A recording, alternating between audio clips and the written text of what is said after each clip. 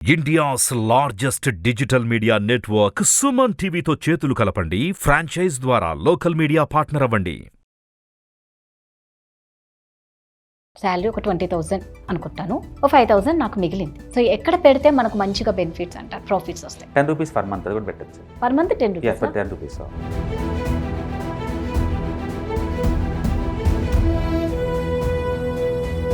ఇప్పుడు ఈ నెలకు 10 రూపాయలు అనేది ప్రతి ఒక్కరూ పెట్టొచ్చు. బట్ ప్రాబ్లం ఏంటంటే అన్నట్టు బిహేవియరే బిహేవియర్ ఇంపార్టెంట్. ఇంపార్టెంట్. ఆ బిహేవియర్ ఒక పేరెంట్ కిడ్ని చేయగలుగుతారు. అందుకే parents the best teachers, first teachers అన్నది. అవును. Hi viewers, India's largest digital media network Suman టీవీకి స్వాగతం. ప్రస్తుతం మనతో ఉన్నారు stock market analyst Sundar Ramireddy గారు. నమస్తే అండి. నమస్తే. సుందర్ రామిరెడ్డి గారు, మీరు అన్నట్లు సేవింగ్స్ అనేది నిజంగా చాలా ఇంపార్టెంట్ సబ్జెక్ట్ లైఫ్లో. ఫర్ ఎగ్జాంపుల్ శాలరీ ఒక 20,000 అనుకుంటాను. ఒక 5,000 నాకు మిగిలింది. సో ఈ 5,000ని ఎక్కడ పెట్టాలి అనేదే చాలా మందికి ఐడియా ఉండదు. సో ఎక్కడ పెడితే మనకు మంచిగా బెనిఫిట్స్ అంటారు, ప్రాఫిట్స్ వస్తాయి? రైట్. మనకున్న చాయిస్ ఏంటంటే ఒకటి, ఫస్ట్ ఏదైనా అమౌంట్ ఉన్నప్పుడు ఒక ఎమర్జెన్సీ ఫండ్ క్రియేట్ చేసుకోవాలి. ఎందుకంటే సపోజ్ నేను రిటైర్మెంట్ కోసం ₹1,00,00,000 దాచుకుందాం అనుకున్నాను అనుకోండి, ₹1,00,00,000 దాచుకుందాం అనుకుంటున్నాను రిటైర్మెంట్ కోసం. ఎందుకంటే మనం 60 అప్పుడు రిటైర్మెంట్ అవ్వాలి. కానీ ఆ టైంకే మనకి ఎక్కువ ఖర్చులు ఉంటాయి, హెల్త్ ప్రాబ్లమ్స్ కానీ అవి కానీ ఎక్కువ ఉంటాయి. మన మీద డిపెండ్ అయ్యి కూడా ఎక్కువ మంది ఉంటారు ఆ టైంలో. కానీ ఇన్కమ్ ఆగిపోతుంది కదా 60 సంవత్సరాల తర్వాత. మరి అప్పుడు ఇన్కమ్ ఎక్కడి నుంచి వస్తుంది? అందుకని ఇప్పుడు ప్లాన్ చేసుకుంటేనే అప్పటికి ఇన్కమ్ ఉంటుంది. ఒకప్పుడు సర్వైయింగ్ ఎంత అంటే 35 ఏజ్ అట్లా 40 ఏజ్ ఉండేది. బట్ ఇప్పుడు 75. అవును. అంటే అంటే మనకు జాబ్ 60కే అయిపోతే ఇంకా 15 ఇయర్స్ ఎలా బతకాలి? అందులో మన టైంకి వచ్చేట్లా ఇంకా అది 95 అవుతుంది గ్యారెంటీగా. ఇంకో 20 ఇయర్స్ తర్వాత ఇంకా లైఫ్ స్పాన్ ఇంకా పెరిగి 75 బదులు 85, 95 అవుతుంది.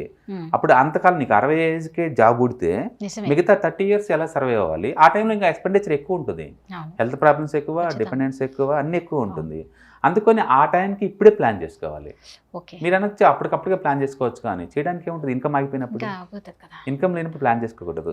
ఇప్పుడే ఎందుకు ప్లాన్ చేసుకోవాలంటే అర్లీ స్టేజ్లో ప్లాన్ చేసుకోవటం వల్ల తక్కువ అమౌంట్తోనే గోల్ రీచ్ అవ్వడం చాలా ఈజీ, చాలా ఈజీగా రీచ్ అవ్వచ్చు.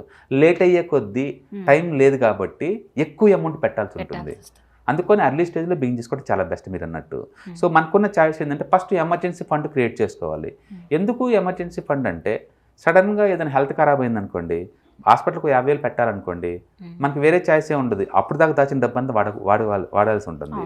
కాబట్టి లాంగ్ టర్మ్ ప్లానింగ్ డిస్టర్బ్ అవుతుంది, ఖచ్చితంగా అవి డిస్టర్బ్ అవుతాయి. అందుకని అవి డిస్టర్బ్ అవ్వకుండా, లాంగ్ టర్మ్ ప్లానింగ్ అయ్యి డిస్టర్బ్ అవ్వకుండా ఫస్ట్ ఒక ఎమర్జెన్సీ ఫండ్ క్రియేట్ చేసామనుకోండి, లైఫ్ స్మూత్గా ఉంటుంది. ఏదైనా బైక్ సడన్గా ఆగిపోయింది, కార్ సడన్గా బ్రేక్ డౌన్ అయిపోయింది, లేదా నా పక్కన నైబర్స్కి ఏదైనా హెల్త్ ప్రాబ్లమ్స్ వచ్చి సడన్గా మనీ అడిగారు, ఓకే, ఇలాంటి ఏదైనా ఎన్నో ఇష్యూస్, సడన్గా కిడ్స్ ఎడ్యుకేషన్ టూర్కి వెళ్ళాల్సి వచ్చింది. ఇలాంటి సడన్గా వచ్చే ఈవెంట్స్ని ముందు అడ్డుకోవటం కోసం మనం ఒక 3 months నుంచి 6 months ఇంటికి అయ్యే ఖర్చుల వరకు మనం క్యాష్ ఫార్మేట్లో ఉంచుకోవటం బెటర్. ఏదైనా ఎమర్జెన్సీ వస్తే హెల్త్ రిస్క్ కావచ్చు, ఇంట్లో ఏదైనా ఇబ్బంది అయి ఉండొచ్చు, లేదా వెహికల్స్ ఏదైనా ఇబ్బంది పడి ఉండొచ్చు, నైబర్స్కి ఏదైనా ఇష్యూ వచ్చి ఉండొచ్చు, లేదా కిడ్స్ ఏదైనా ఎడ్యుకేషనల్ టూర్లు అయ్యి ఏదైనా కావచ్చు. ఒక ఎమర్జెన్సీ నీడ్ కనుక వస్తే దాన్ని ముందే లాంగ్ టర్మ్ ప్లానింగ్ అడ్డుకోకుండా ఉండడం కోసం ముందే అది క్రియేట్ చేసుకున్నాం అనుకోండి, ఏదైనా ఉంటే టెంపరీగా ఇది అడ్డుకుంటుంది అనమాట. ఓకే, అందుకని లాంగ్ టర్మ్ ప్లానింగ్ డిస్టర్బ్ అవ్వదు ఇంకా. అందుకని ఫస్ట్ ఒక ఎమర్జెన్సీ ఫండ్ క్రియేట్ చేసుకోవాలి. దాని గురించి కొంత క్యాష్ లైక్ బ్యాంక్లో సేవింగ్ అకౌంట్లో పెట్టేయచ్చు. వడ్డీ తక్కువ వస్తుంది, 4% కన్నా ఎక్కువ రాదు. బట్ 24/7 అవైలబిలిటీ ఉంటాయి ఫండ్స్. అర్జెంట్ రంగానే వెంటనే విత్డ్రాల్ చేసుకోవచ్చు అనమాట. సో అందుకని ఎమర్జెన్సీ ఫండ్స్ కింద కొంత క్యాష్ ఉంచుకోవటం బెటర్. సో సేవింగ్ అకౌంట్లో కొంత ఉంచండి. తర్వాత నెక్స్ట్ ఫిక్స్డ్ డిపాజిట్ చేయొచ్చు మీరు కావాలంటే. తక్కువ రేట్ ఆఫ్ రిటర్న్ వచ్చింది, బట్ 100% గ్యారంటీ మీ మనీకి. ఓకే, ఇది ఎవరికి బాగుంటుందంటే లైఫ్ సైకిల్లో, అంటే మనం గ్రోత్ స్టేజ్లో ఉన్నాం, తర్వాత మెచ్యూరిటీ స్టేజ్కి వస్తాం 30-40 ఇయర్స్కి, తర్వాత ఓల్డ్ ఏజ్కి వచ్చేస్తాం. అట్లా లైఫ్ సైకిల్లో ఎవరైనా సరే రాంగ్ ఏజ్లో ఉన్నారనుకోండి, లైక్ 60-70 ఏజ్లో ఉన్నారనుకోండి, ఆ టైంలో రెగ్యులర్గా ఇన్కమ్ అవసరం వాళ్ళకి. అందుకని ₹1,00,00,000 అనుకోండి బ్యాంక్లో పెట్టామనుకోండి, నెలకి ఒక 20,000, 30,000 వస్తూ ఉంటాయి అనమాట వాళ్ళకి, రెగ్యులర్ ఇన్కమ్ లాగా వస్తుంది. కాబట్టి ఫిక్స్డ్ డిపాజిట్ అదొక అసెట్ క్లాస్ అది. బట్ ఏజ్ రాంగ్ సైడ్ వాళ్ళకి బాగుంటుంది అది. లేదా యూత్కి, యూత్ ఇంకా వర్క్ చేస్తున్నాడు కాబట్టి అర్జెంట్ డబ్బులు అవసరం లేదు కాబట్టి కొంచెం రిస్క్ తీసుకోవచ్చు. రిస్క్ తీసుకొని మ్యూచువల్ ఫండ్లో ఇన్వెస్ట్ చేయొచ్చు. మ్యూచువల్ ఫండ్లు ఏంటంటే ఎక్స్పర్ట్స్ మీ మనీని మేనేజ్ చేస్తారు. ఓకే. వాళ్ళు డైరెక్ట్గా ఈ డబ్బుని తీసుకెళ్ళి స్టాక్ మార్కెట్లో ఇన్వెస్ట్ చేస్తారు. స్టాక్స్ అన్ని కంబైన్డ్గా ఒక 30-40 స్టాక్స్ కొంటారు. అవి ముందుకు ఎలా మూవ్ అవుతుంది అందాన్ని బట్టేసి ఈ ఫండ్ మూవ్ అవుతూ ఉంటుంది. సో అట్లా మ్యూచువల్ ఫండ్లు ఎక్స్పర్ట్స్ డీల్ చేస్తారు కాబట్టి కొంచెం సేఫ్ అండ్ సెక్యూర్గా మనం డబ్బులు సంపాదించుకోవచ్చు. కానీ ఈక్విటీ మార్కెట్లో ఎప్పుడు వాలటిలిటీ అసెట్ క్లాస్ అది పైకి ఎలా పోతుందో కింద కూడా అలానే పోతుంటుంది, అటు ఇటు ఊగుతూ ఉంటుంది. అందుకని లాంగ్ టర్మ్ ప్లానింగ్ చేసుకున్న వాళ్ళు మాత్రమే దాంట్లో పోవడం బెటర్ అనమాట.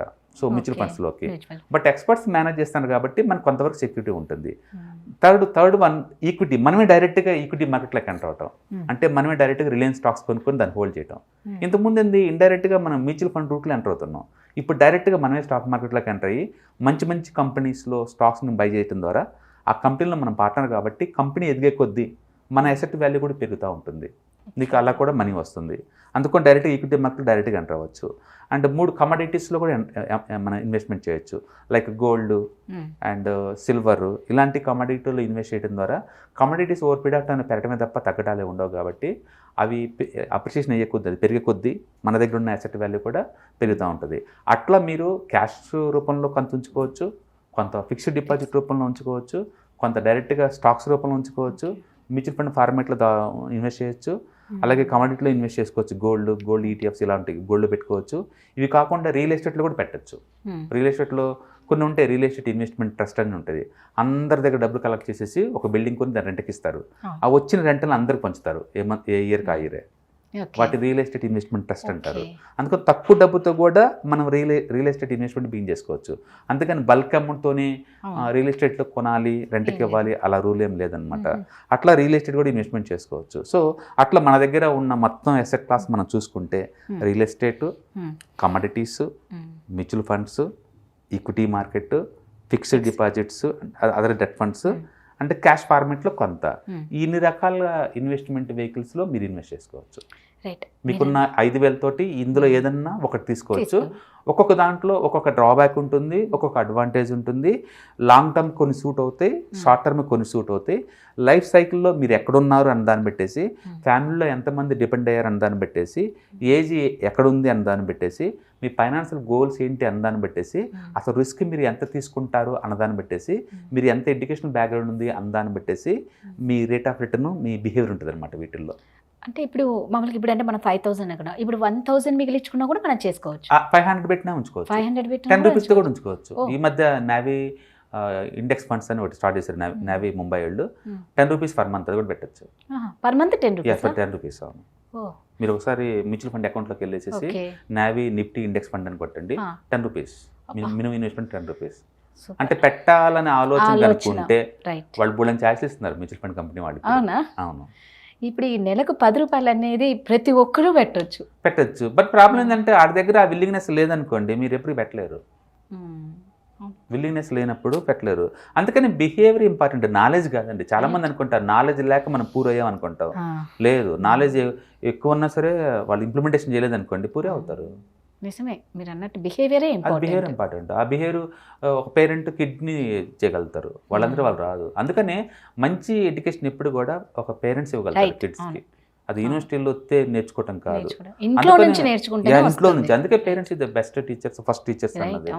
ఓకే, ఈ సిరీస్ యొక్క ఉద్దేశం కూడా అదే. యూనివర్సిటీలో ఎక్కడైతే ఫెయిల్ అవుతున్నాయో ఆ ఏరియాలో గ్రౌండ్ లెవెల్లో మనం ఎడ్యుకేషన్ ఇస్తే వాళ్ళకి కొంత రిలీజ్ అయినా సరే ఇప్పుడున్న మోడర్న్ టెక్నాలజీ వాడుకొని ఇమీడియట్గా ఇన్వెస్ట్మెంట్ బిగిన్ చేసుకుంటారు.